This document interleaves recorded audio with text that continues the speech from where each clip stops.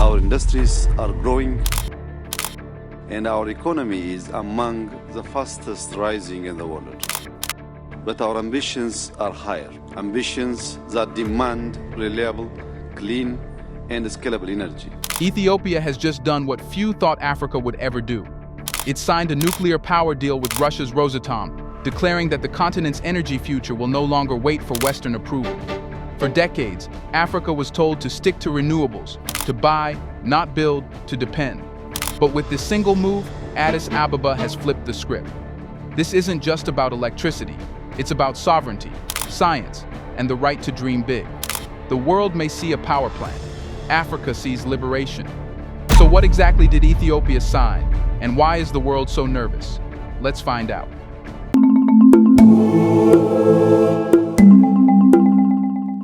It began with a handshake, one that quietly rewrote the global energy order. In the heart of Addis Ababa, beneath the calm surface of diplomatic ceremony, Ethiopia signed an agreement with Russia's state-owned Rosatom to develop its first-ever nuclear power plant. It wasn't just another MOU destined to collect dust in a government drawer.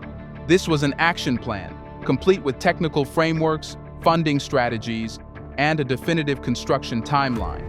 The document outlines a full partnership between Ethiopia's Electric Power Corporation and Rosatom, establishing a roadmap that will guide everything from feasibility studies and infrastructure design to safety regulations, environmental oversight, and most importantly, training Ethiopian scientists and engineers to run the technology themselves. The timeline is bold. The first reactors are scheduled to go live between 2032 and 2034, propelling Ethiopia into the small circle of nations capable of generating atomic energy. For a continent that has often been treated as a testing ground for Western ideas but never trusted with high technology, this deal is nothing short of revolutionary. It signals that Africa is done asking for permission. In one move, Ethiopia has redefined what it means to be a developing nation.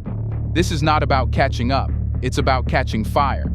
While the rest of the world debates who controls clean energy, Ethiopia has chosen to build its own supply of it on its own terms, and with a partner that doesn't insist on rewriting its constitution or lecturing its government. The symbolism runs deep.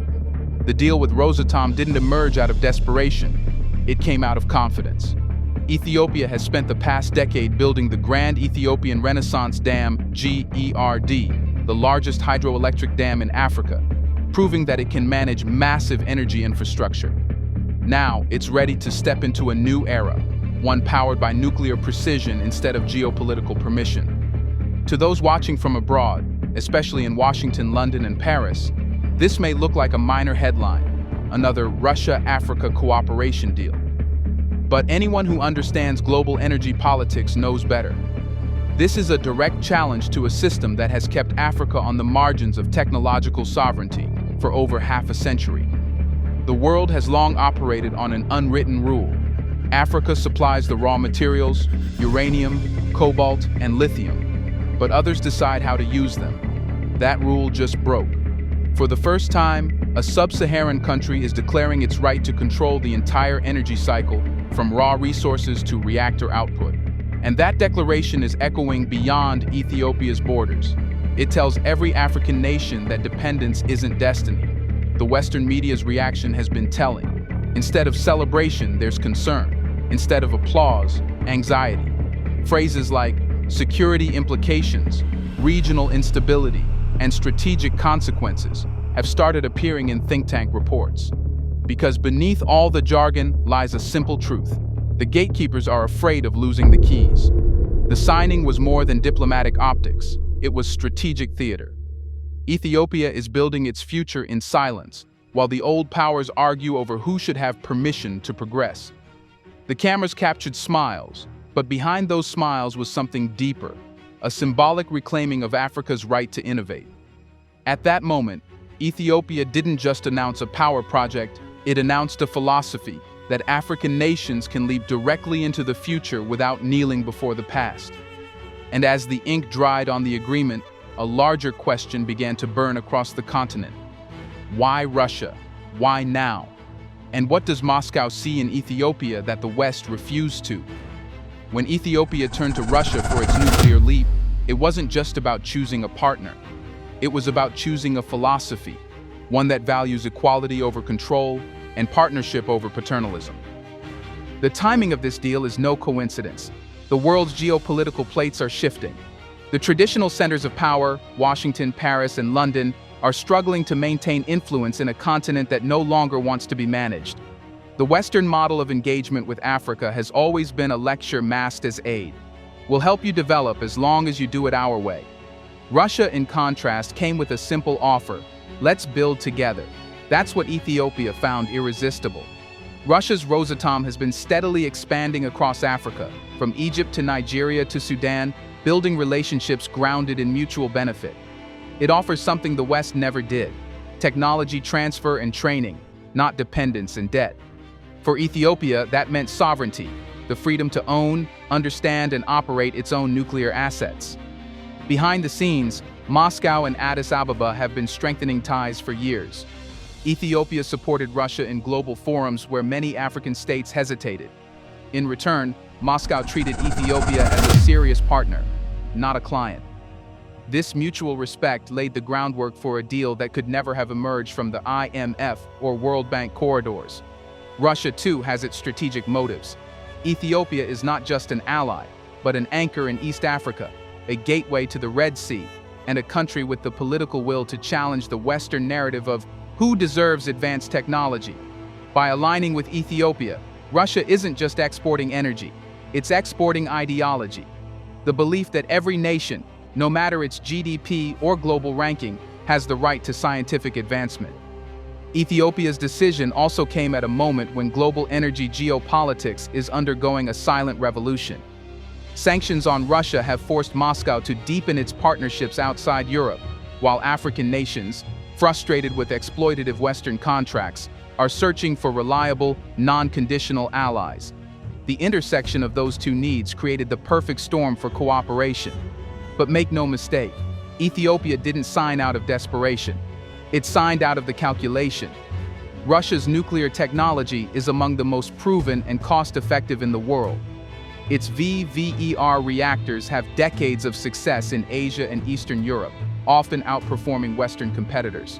For Ethiopia, that meant access to tested, safe, and scalable energy systems without political strings. Moreover, Russia's diplomatic posture appeals to Africa's sense of dignity. It speaks the language of respect, not reform. When Western powers tie every project to governance benchmarks and democracy clauses, it's not partnership, it's surveillance. Ethiopia has had enough of being told how to govern in exchange for power plants. Moscow's approach is different. You govern your country, we'll help you build it. That ideological contrast explains why this partnership feels so natural. It's not about rejecting the West, it's about rejecting humiliation as a development model. In fact, this deal is part of a larger pattern unfolding across the continent.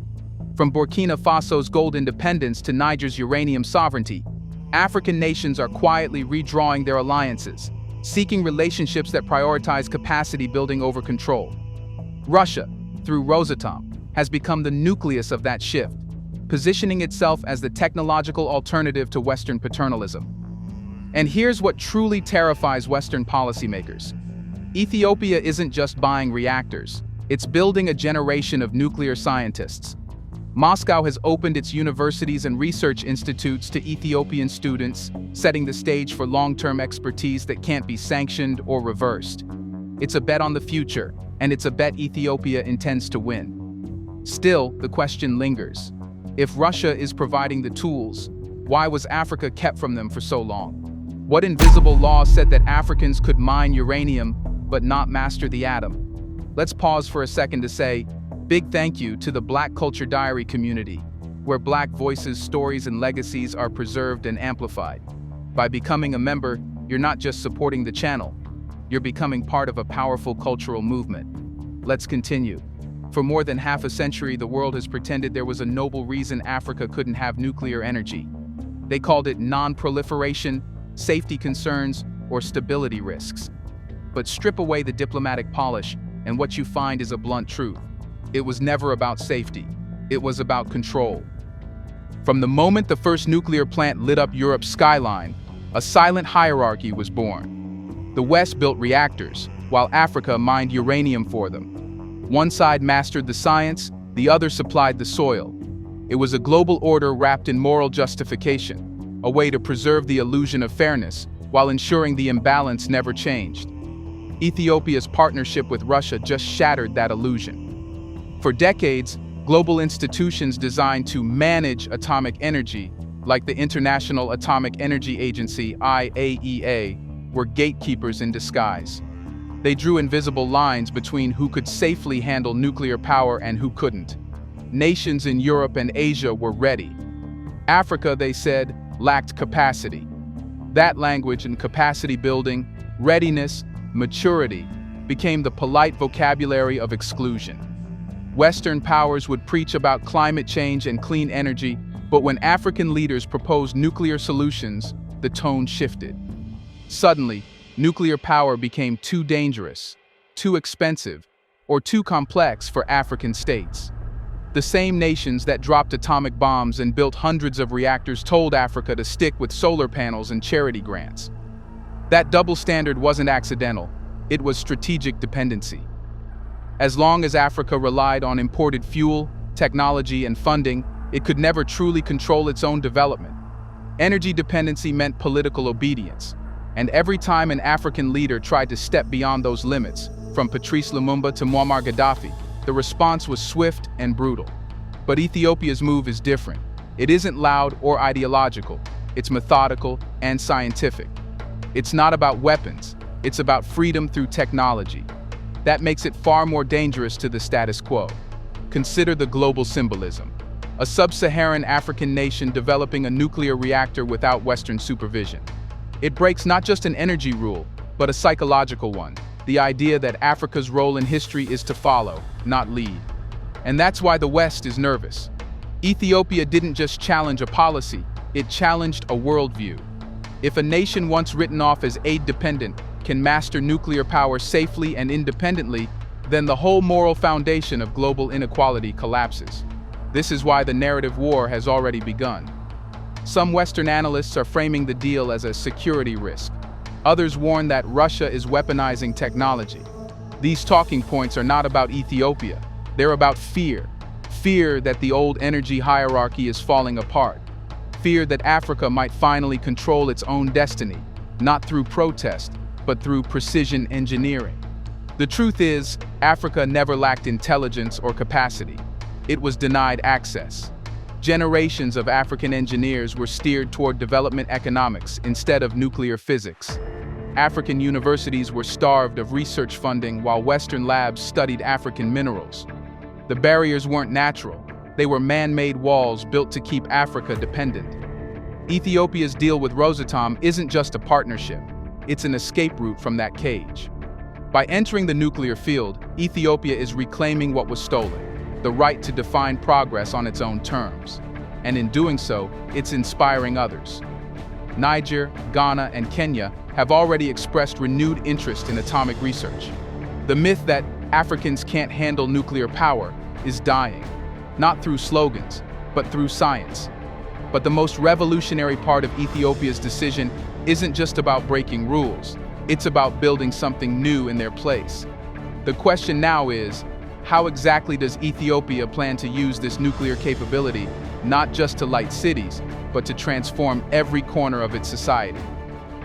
Here's a reminder to please like and share the video and subscribe to our channel to watch more videos on Black culture, history, civilization, and identity. Let's continue now. When Ethiopia decided to harness nuclear energy, it wasn't chasing prestige, it was pursuing purpose. This project isn't a vanity symbol for elites. It's a blueprint for transformation that reaches from the power grid to the classroom, from the hospital to the farm. For Ethiopia, nuclear energy is not about electricity alone. It's about building a civilization powered by knowledge. The plan, officially mapped out under Ethiopia's Vision 2035, is as ambitious as it is strategic. By the mid-2030s, the government aims to create a self-sustaining ecosystem where atomic energy supports industrialization, scientific research, and human development. Every watt of nuclear power will feed not only homes and factories, but also schools, laboratories, and medical centers. Let's start with industry. Ethiopia's economic rise has long been limited by inconsistent power supply. Manufacturing hubs around Addis Ababa and Hawassa frequently face blackouts, while rural electrification struggles to keep pace with growth. Nuclear power changes that equation entirely. A single reactor can generate over 1,000 megawatts of constant weatherproof energy, enough to power entire industrial corridors and enable 24-hour production cycles. For the first time, Ethiopia can anchor its industrial future in a source of energy that doesn't bow to droughts, river disputes, or oil imports. But the atomic vision runs deeper than the economy. Ethiopia's leaders see nuclear technology as a gateway to scientific sovereignty, the creation of a local brain economy that no foreign power can manipulate. Under the partnership with Russia, Ethiopia will send dozens of students and engineers to study nuclear physics, radiology, and safety engineering in specialized institutions. When they return, they won't just operate the reactors, they'll build the next generation of them. That's the difference between development and dependence. The West built African infrastructure that Africans couldn't maintain without external contractors. Ethiopia is building one that Ethiopians themselves will command. And then there's healthcare, perhaps the most underrated aspect of this transformation. Nuclear medicine offers life-saving capabilities that Ethiopia has never had at scale. Through isotope production and radiation therapy, doctors will be able to diagnose cancers early, treat them domestically, and reduce medical tourism that drains the national budget. It's not just energy independence, it's health sovereignty. Agriculture, too, stands to be transformed. Using nuclear techniques like isotopic tracing, scientists can improve soil fertility, eliminate pests without harmful chemicals, and extend food preservation. For a nation that depends heavily on agriculture, this is a scientific revolution that reaches every dinner table. And yet, the most profound change may be cultural. Nuclear energy forces a country to believe in its own intellectual capacity. It demands discipline, precision, and a respect for knowledge, values that ripple across generations. In classrooms, young Ethiopians will grow up knowing that their country is among the few on Earth capable of controlling the atom. That awareness, that quiet pride, rewires the national psyche. Even the geography of power is changing. The nuclear plant's surplus electricity will feed into the Eastern African power pool, linking Ethiopia's grid with neighboring states like Kenya, Sudan, and Tanzania. In doing so, Ethiopia won't just generate power, it will export stability.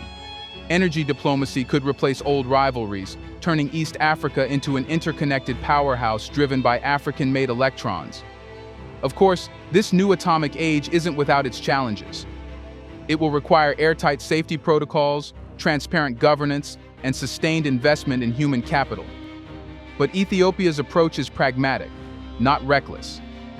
It's consulting international experts, adopting global safety standards, and establishing a domestic nuclear regulatory authority, not because outsiders demanded it, but because accountability is part of sovereignty. And that's what the world struggles to grasp. This isn't rebellion for its own sake. It's a responsibility born from ambition. Ethiopia isn't rejecting the world.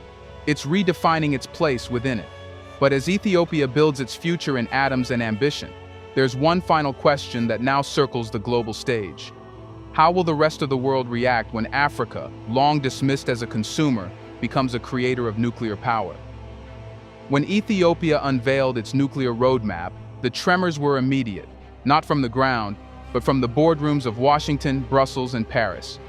To most Ethiopians, it was a proud step into the future. To Western policymakers, it was a red flag flapping in the winds of history, a sign that Africa no longer fits neatly inside their design. Almost overnight, think tanks began issuing policy briefs, warning about the strategic implications of Ethiopia's nuclear deal. Analysts spoke in coded language: energy diversification, regional instability, Russian influence. But the subtext was clear. They were panicking. Because for the first time, Africa isn't waiting to be told when it's ready for advanced technology. It's deciding that for itself. This reaction reveals more about the West than about Ethiopia. The same capitals that have spent decades urging Africa to embrace green energy now frown when that energy comes with Russian blueprints instead of Western contracts. They call it dangerous, risky, even destabilizing. But beneath those words lies a simple fear: the loss of monopoly. Africa's new energy partnerships with Russia, China, and even India represent something far bigger than trade diversification. They represent the collapse of the permission economy, that quiet global system where progress required Western approval. Ethiopia's decision to go nuclear without Western financing has broken that model wide open. And it's spreading. In Niger, the same shift is unfolding through uranium sovereignty. In Burkina Faso, it's visible in gold nationalization. In Egypt, through large-scale nuclear cooperation. Across the continent, countries are no longer asking, will the West approve, but rather, who can deliver without conditions? This silent revolution terrifies the old order, because once African nations begin owning the very technologies that sustain modern civilization, energy, AI, and nuclear power, they cease being clients and become competitors. Ethiopia's nuclear deal also exposes hypocrisy in global politics.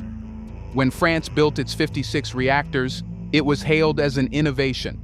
When Ethiopia builds one, it's branded a security concern. When Japan restarts its nuclear program, it's modernization. When Africa does it, it's geopolitical risk.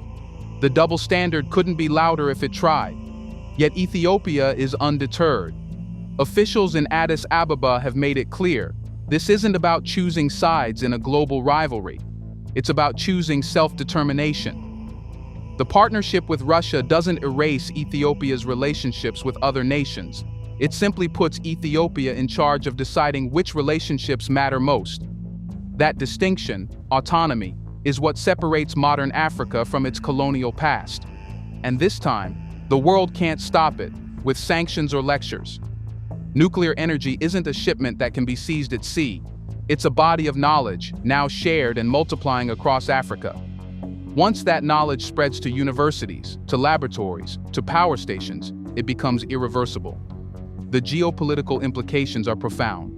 Africa is no longer just a supplier of raw materials. It's becoming a producer of knowledge and power.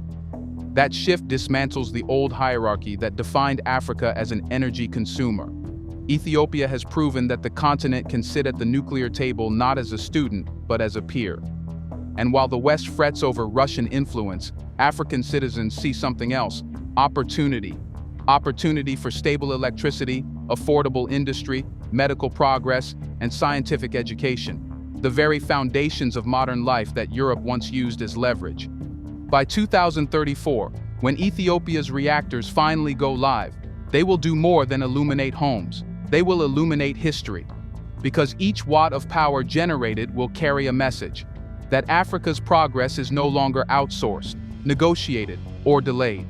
Ethiopia has done what few dared. It has crossed the last frontier of technological dependency.